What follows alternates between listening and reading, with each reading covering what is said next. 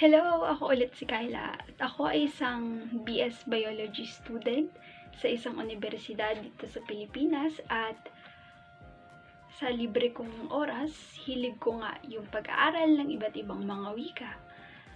At ako, ang focus ko ngayon ay nag-self-study ako ng Spanish. And almost 4 months na ako nag-aaral ng Spanish at hopefully, yung mga munti ko natutunan along the way ay makatulong din sa'yo. At dahil nga 4 na buwan na ako nag-aaral ng Espanyol, ang ibibigay kong tips sa iyo ay 4 na C. Number 1, consume. Konsumo lang ako ng iba't ibang mga Spanish music, Spanish videos, movies, and ito yung mga YouTube channel na I personally enjoy.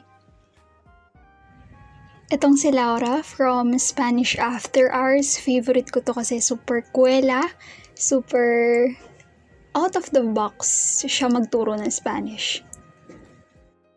Ito namang Easy Spanish, Learn Spanish from the Streets. Favorite ko rin to kasi makikita mo yung dalawang sets of subtitles, English and Spanish.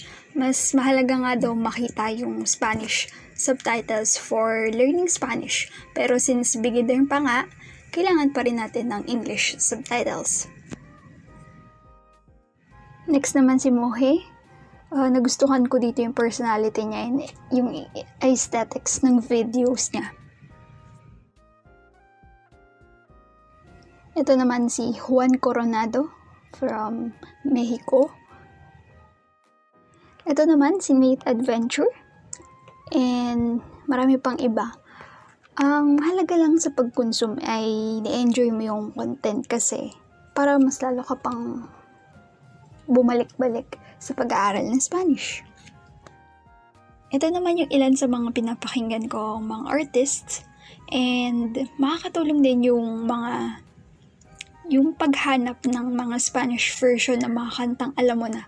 For example, ako, pinapakinggan ko yung mga Spanish version ng Disney songs, Taylor Swift songs, and if gusto mo ng Spanish playlist, nasa description box lang.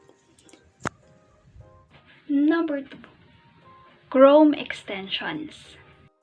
Unang Chrome extension ay yung read lang. And kapag nagbabrowse ako sa Google Chrome and meron ako na-encounter na word, I can immediately click it tapos makikita ko na yung translation. At ang mas cool pa doon, automatically na siyang masisave as flashcard na pwede mong ma-review later on. Ito yung language reactor and search mo lang sa Google yung web extension na to. Actually, meron sa description down below and idagdag mo lang siya sa Chrome. Marami siyang features. Isa na dito yung pop-up dictionary. Ang pinaka-main na ginagawa nito ay pwede kang manood ng videos na may dalawang subtitles. Natry ko na to sa Netflix and YouTube pero it works best kapag meron talagang Spanish subtitle yung video. Hindi yung auto-generated na subtitle. Number 3. Importante to. Consistency. May mga araw na super excited pero meron din naman na hindi ganun ka-excited. Or marami lang iba pang responsibilities. Pero ang goal ko kasi maging 1% better every day. And naniniwala ko sa consistency. Consistency will eventually pay off.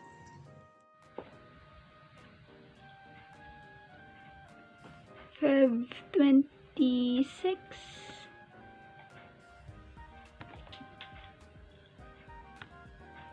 At ang pinaka-importante sa lahat, number 4, communicate.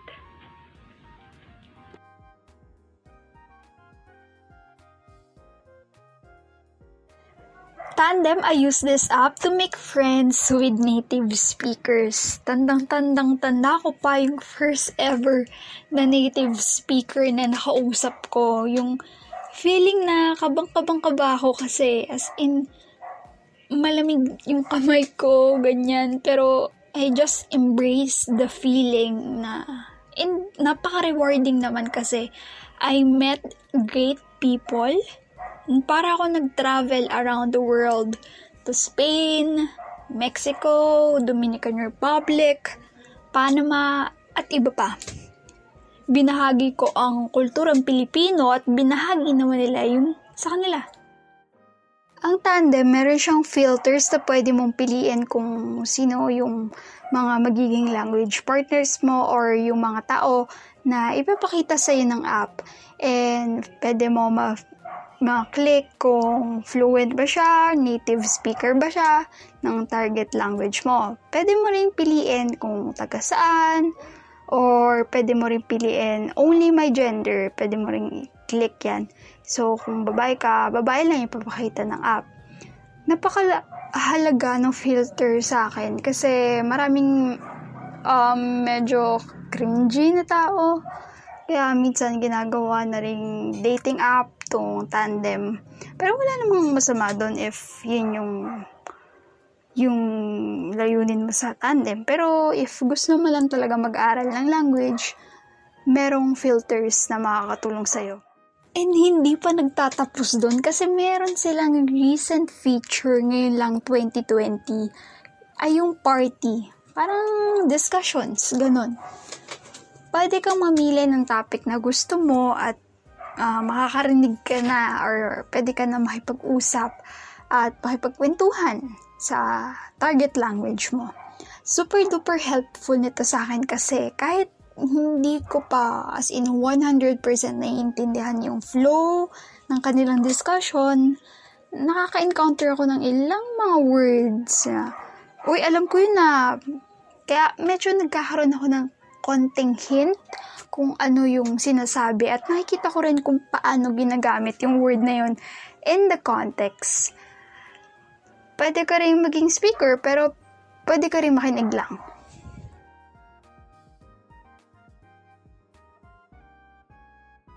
Ulit, consume, Chrome extensions, consistency, and communicate.